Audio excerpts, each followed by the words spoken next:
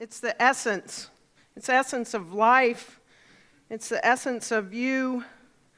It's this knowing this and understanding and moving from that actually is one of the ways in which we tip the scales.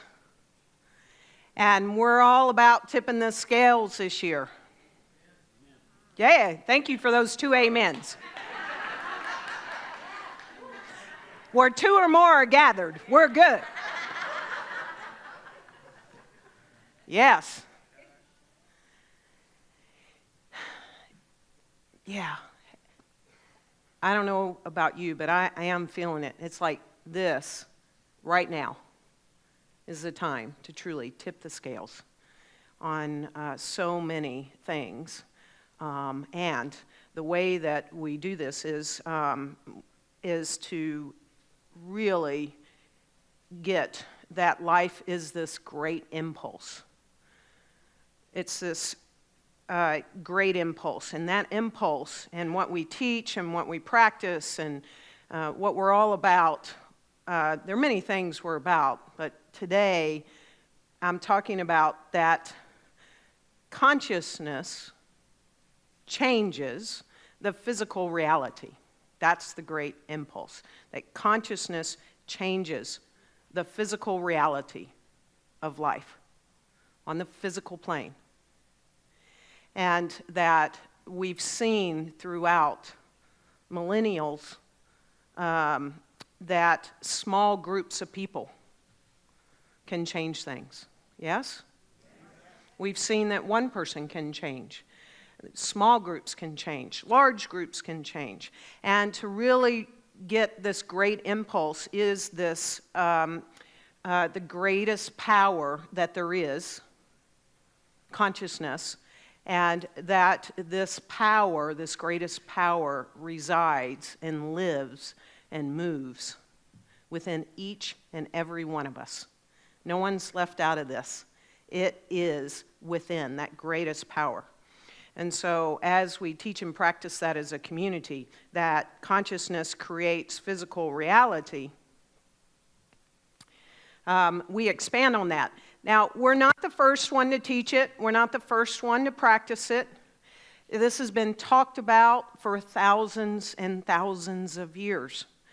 Ancient wisdom, timeless teachings has been teaching us this. And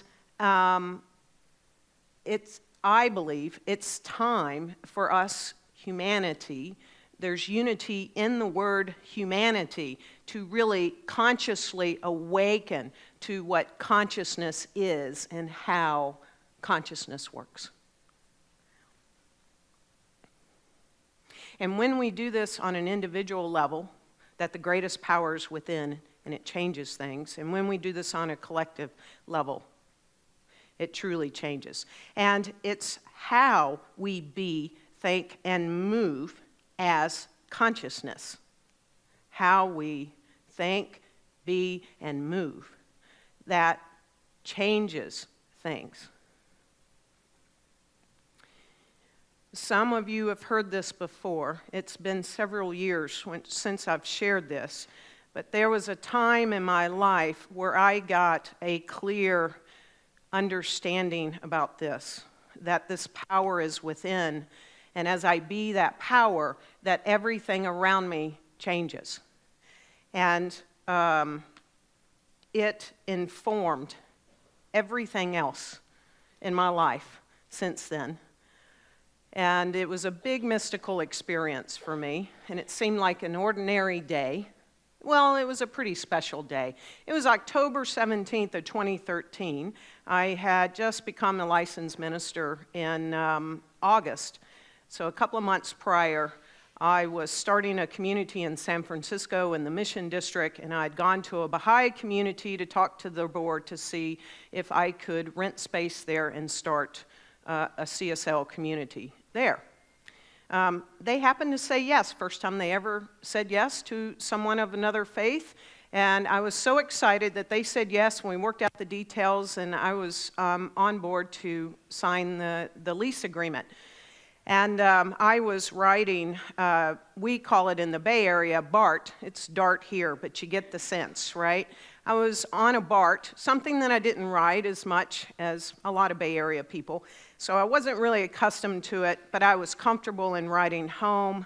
I was listening to some music on my earbuds, and my then partner was calling to say how'd it go, and I was sharing with her that it went exceptionally well, and I was sharing all the details, and I was really excited, and we were having a conversation, and I'm getting out of the BART train, and I'm walking through the station, and before the turnstiles to leave, right in the midst of that walk, something within inside of me said, stop.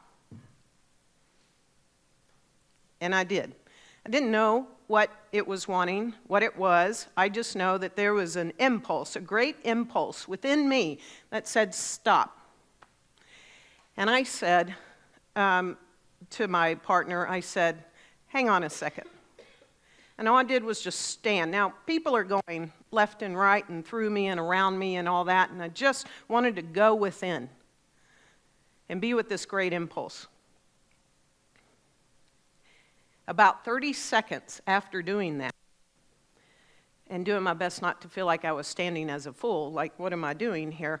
But being with that, there was an altercation that began to the left of me, a little bit out of sight, but I could hear it. So there was an argument starting to brew. And as it started to brew rather quickly and rather largely. My partner could hear this now, and she said, what are you doing? I said, please, just give me a minute. I need to be here now. I need to focus my attention on this. And she started getting really anxious, understandably, like, Karen, don't be a hero. What is going on? Because she could hear the yelling and the screaming. And I said, I need to be here now. And I was feeling this conflict. Have you ever felt a conflict inside, like I'm to do this, but this, and something outside of me, in my ears, quite frankly, saying, don't be a hero. And all of a sudden, the phone disconnected. I actually thought she hung up on me. And the phone disconnected, and because of that, I could give my full attention to this matter, whatever it was. And I was being that presence of the power. That's all. The only way that I could describe it is within me. I was standing as the power of love as much as I could, like the stand for love, not the ooey gooey love. You got it? This universal love. I happened to glance just quickly, and it was two white women arguing with an employee of BART, black woman, and something they were very upset about.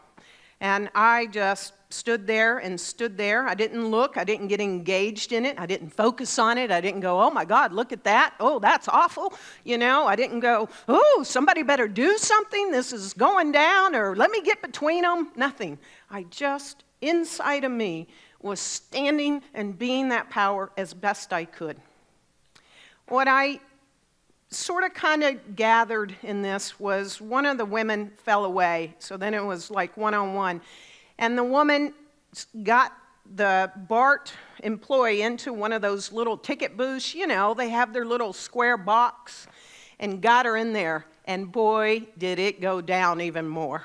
This woman was screaming at her. The human brain of Karen was going, surely the security guards are going to come soon before someone gets killed. But I focused on being that great impulse. Now, all of this felt like it went over an eternity of time. It probably only took place within a matter of 3 to 4 to 5 minutes. I really don't know. And it got really bad. And as it got to the height of what I thought, was not going to end well. Just like that, I heard, well, that's the nicest thing anybody ever said to me. That was the BART employee. These two women started giggling and laughing like they were best friends. I could then hear it. It was just as loud. Laughter was going on. And they walked out of there like they were the best of pals. And I'm still standing here, being that power. And the woman, peeled away. Now, mind you, the employee wasn't tending to what she normally tends to, so I did happen to look in front of me as I was sort of coming back into, felt like my body. There was a line of people, behind a little handicap sign that had been lining up dramatically, and they were getting a little anxious. And so I felt the BART employee. I felt her. She was behind me. I felt her. And so I just turned around so I could face her. And she looked right at me and she says, "Can I help you, ma'am?" And I said, "No, I just came here to be love." And she looked right at me and said, "Thank you." I walked on. What I can tell you is when I got home and I got what that was about, and that's who I came here to be, is to be that power of love, to be that presence, to be that great impulse that is within me. My whole life from that moment changed. I'm not kidding, literally. And so the thing that I got from that, and especially now what's happening, is there weren't existing circumstances already taking place when that impulse within me said, "Stop." Okay, there was nothing going on at that moment. What happened? It happened afterwards. I think that was a little easier for me because when violence or anger or hatred starts to unfold, I do tend to focus on it. I can get grabbed by it. I can get in with it sometimes, and I can match it and go, "Oh, this pisses me off." Yes? Y'all don't do that, I know. But I didn't focus on what was happening. And so I think had I focused on it, it would have thrown the whole outcome of what happened, and especially the outcome of that mystical experience and the outcome that it had on me personally. So there are a lot of existing circumstances going on right now. Yes? Okay. We got some climate change. This is not an exhaustive list. I'm just going to name a few. There's, injustices and racial and religious discrimination. There's police brutality. There's women's rights being taken away. There's all kinds of polarization and hatred and division going on, not just in our country, but all over the world. There's poverty. There's homelessness. There's new viruses, there's just all kinds of stuff rattling. Earthquakes rattling, right? There's just all kinds of situations and circumstances. And for me and for us, the question I want to bring is, what energy are we bringing to these circumstances and conditions? What energy are we bringing to it as we are hearing about it, seeing it? Are we standing against things? That's one of the things that I love about the science of mind, is we make a point to say we stand for things. We don't stand against things, we stand for things. Because Ernest Holmes talked about that. Show me one person that stands for something and against nothing, and I will show you another Messiah. So how is our faith and understanding in science of mind coming into play, and how can we as a community tip the scales? There's something in this book that really speaks to this. And I want to share with you a few passages in here.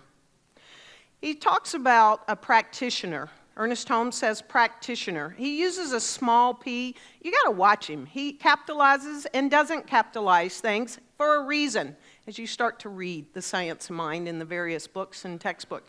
And so in this case, he says little p practitioner, which means all of us. Anyone that practices this is a practitioner. Right? You are all practitioners. And if you're a licensed practitioner, then it might be a capital P, right? But we're all practitioners. The practitioner withdraws from the contemplation of existing circumstances, and without contending against them, actually creates a new set of circumstances through consciously reversing the law that produced the condition which ought to be changed. Okay, so I'm just going to stop there.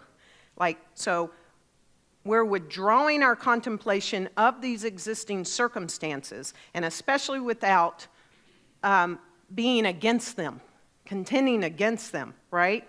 And by doing so, we're actually creating something new and reversing that which created it in the first place. If his or her mind dwelt only on things as they appear to be, he or she would never demonstrate beyond the appearance, and everything that happened would merely be more of the same thing. So, we can't dwell on this stuff, or it's just going to keep being stuff. You with me? This is significantly important to me and how I'm now having to retrain how I focus and think about these things. And thank goodness Petra helps me all the time. She works overtime with me. I just want y'all to know. y'all don't see the conversations that we have along the way. She does. She should get a raise. She works overtime with me. But he or she steps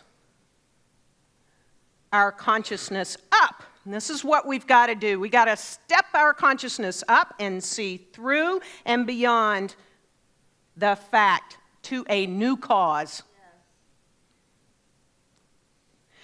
We must step our consciousness up and see through and beyond the fact to the new cause. He sometimes denies the fact merely to brush it out of his thought.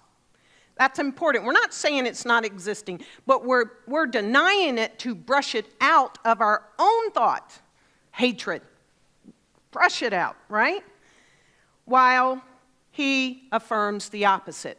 Love. I've got to brush it out. Doesn't mean that I don't see injustices, but I got to brush it out. He continues. And by the way, this, when you want to go find it, is in the chapter called Function of Faith. So I won't get all the emails, just so you know. Where'd you find that?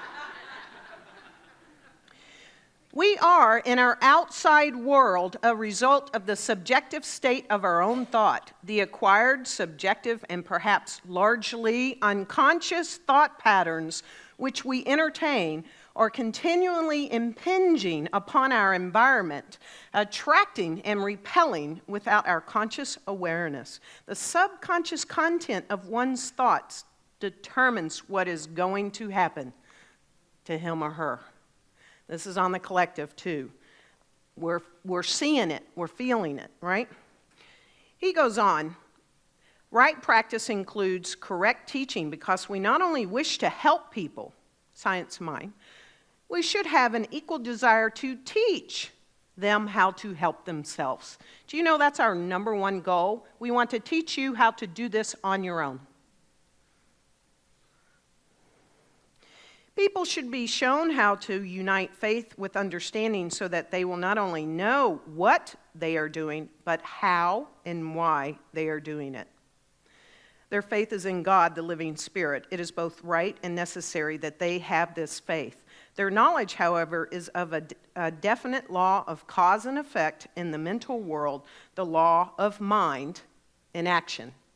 Science of mind, the law of mind. We are the law of mind in action. Jesus made repeated references to the action of this law. He said, "Thy faith hath made thee whole." Do you believe this can be done? If you do, it can. Heaven and earth shall pass away, but my words shall not pass until all be fulfilled. The words are still here. These are the words until it be fulfilled. They won't pass away. In the parable of the sower, he referred to the word as a seed. Undoubtedly, he understood the action of this law, but knowing that it responds by corresponding, he told his followers to stay close to the Spirit. Then there could be nothing in the automatic reaction of the law to produce harm. I like this, what he says. I want to get to the end of this paragraph. Jesus laid down the whole law as one of belief. He made it so simple that its meaning has eluded us. We have wondered by what special act of grace or divine providence he was able to heal the sick, turn water into wine, or multiply loaves and fishes. Jesus did not reverse the laws of nature. He reversed the common use of them. He was not merely a man who had great faith. He used his faith in a positive rather than a negative way. His faith in good was equal to the average person's faith in evil. It was not a different faith. It was a different use of faith. We are here to make a different use of faith. The lights just dimmed. Or was it just me?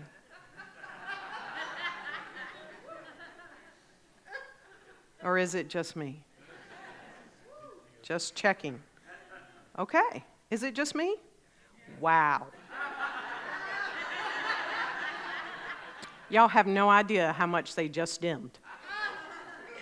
So, that faith, that word that's still living until is saying, I don't know. I'm not going to make anything up at this point, but that was pretty wild.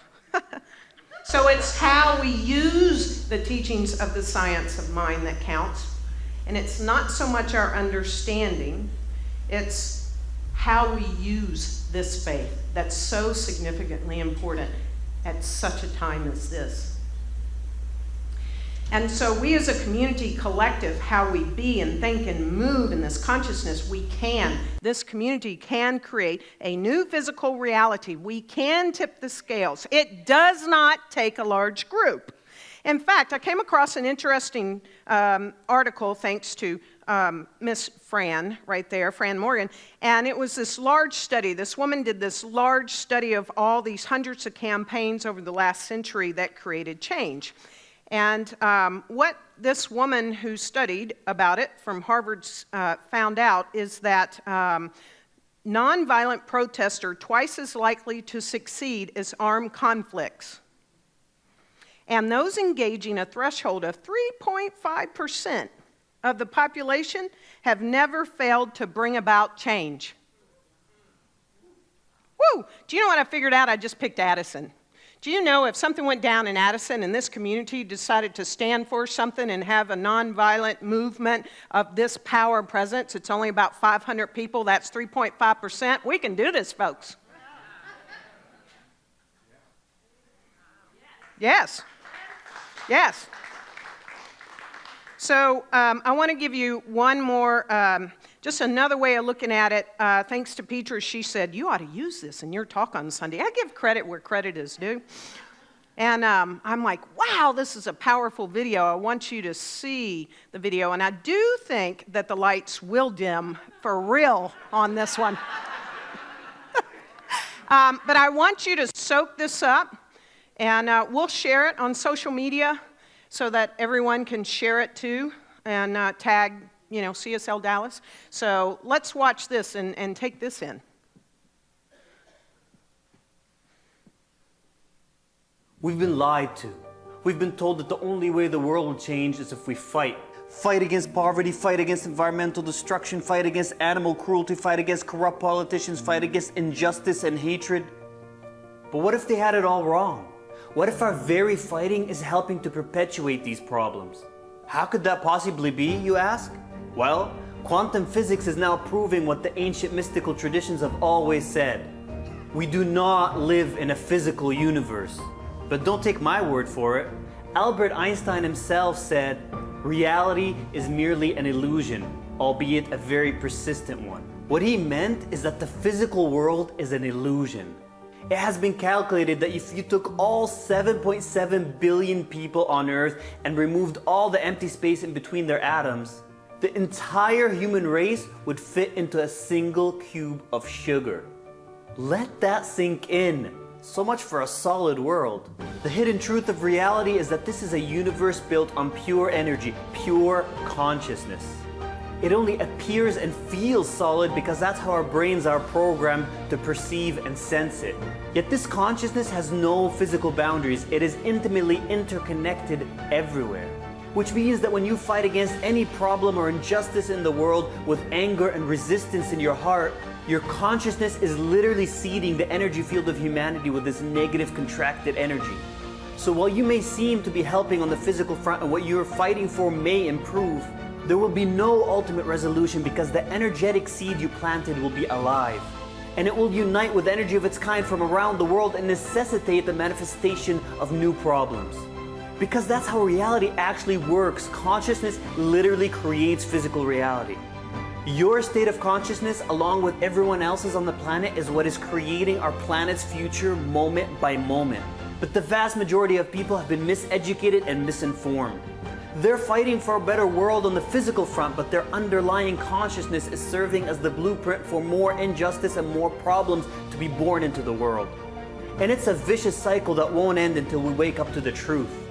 The truth is that no amount of fighting and protesting and campaigning will create real lasting change as long as there's anger and hatred and resistance in our hearts. We've been down this futile path for endless centuries. One problem solved and a new one springs in its place, necessitated by the negative energy that solved the first one. When will we realize that there has to be a better way? Well, that better way was actually proven to us 4 decades ago, but no one took notice. In 1978, a scientifically controlled study was conducted on a group of 7,000 meditators who meditated for 3 weeks in a state of love and peace. What happened next was absolutely stunning. It was discovered that during this period, global crime rates dropped by 16%. Global suicides and car accidents also dropped. Most astonishing of all, there was a 72% decrease in global terrorist activity. Stop and think about that for a moment. The entire world literally changed because of a group of a mere 7,000 meditators who stayed in coherence in a higher state of consciousness. A state of love and peace. And this shocking result occurred precisely because we don't live in a physical universe. These powerful waves of love and peace were felt subconsciously by the entire collective consciousness of humanity and affected mass behavior without people even realizing it. And so it's time for us to wake up to these hidden truths about our reality. It's time for us to drop the old paradigm that tells us the world will change by fighting for change. And it's time to embrace the new paradigm that empowers each and every single one of us to change the world in a real and lasting way. Through the incredible power of our consciousness, there are no limits to your power when you align to a more truthful view of the world you live in. The love that you feel in your heart is an actual power that you have. It's literally the most powerful force on earth. This is not a cliche. You've just been conditioned to believe that it has no real effect. But we've seen that its power is absolutely world-changing. And one person, you, has unlimited amounts of it to plant as seeds in the collective consciousness. So start this very moment. Close your eyes, open your heart, and send love to the world. Feel the peace and let your consciousness abide there. Every single second that you do this literally rewrites our planet's future with a new energetic blueprint. And then if you're meant to take some physical action to help the world, it'll be spontaneously inspired by love and it will be infinitely more powerful than that which is fueled by righteous anger. Love can lead to courageous, assertive action. It does not mean being passive. And even without physical action, you're helping to change the world on a foundational, energetic level that actually creates reality. You are the superhero and savior you've been waiting for. Yes. Yes. So we are the ones we've been waiting for. When we see, when we read, when we hear about what's going on, then I, from this point on, are going to do my best to not get hooked into that and to not meet that with that same energetic, right? That energetic of, ugh, ain't it awful, or, oh my gosh, you know. I'm going to do my best to just drop in, just like I did at that BART station, and just stand or sit or lay or wherever you are and move into that place of love. I'm talking the greatest universal love there is, because it is in us to the greatest extent. It's us. And that peace. And when we do this, and when we do this year, we are shifting. We are changing reality. And no one may ever know it, but more and more people are coming here. More and more people are watching these messages online. More people are taking classes online. This small group of people, this community known as CSLDallas, I'm telling you, we tip the scales. I see someone in the back doing that. We tip the scales. And let's use each other to, like, she works overtime. Use each other to say, now, I see it on social media. I see some of the posts. They get pretty angry from folks in our community. We're meeting that energy. We're contributing to it. It's just the way it works. We've got to meet it with love, with peace, with compassion, with understanding, no matter who it is and what they're doing.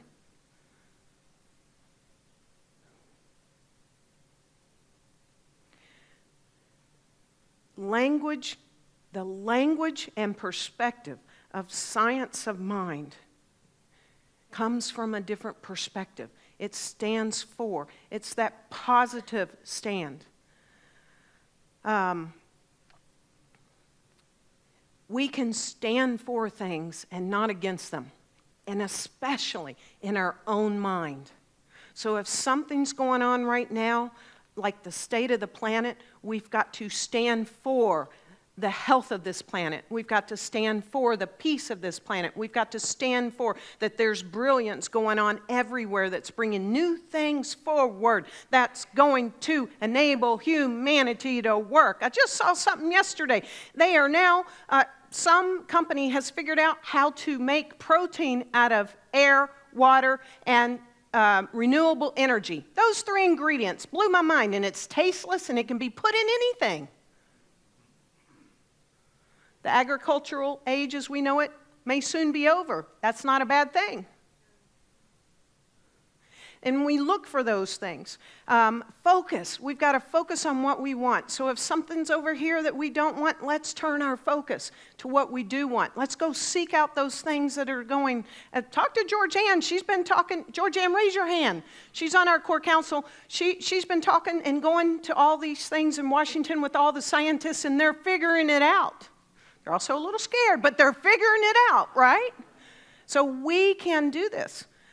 And through nonviolence in our action, and especially in our thoughts, we can tip these scales. I believe this. I know that this community changes reality in Dallas Metroplex. I know it does from what we're doing. You are the greatest essence, power, and presence there is. It's just how we think from there. think from that consciousness, be and act. And we can tip these scales. And so let's just hold that vision that this community tips those scales. Because I need you. And you need me. And we need each other.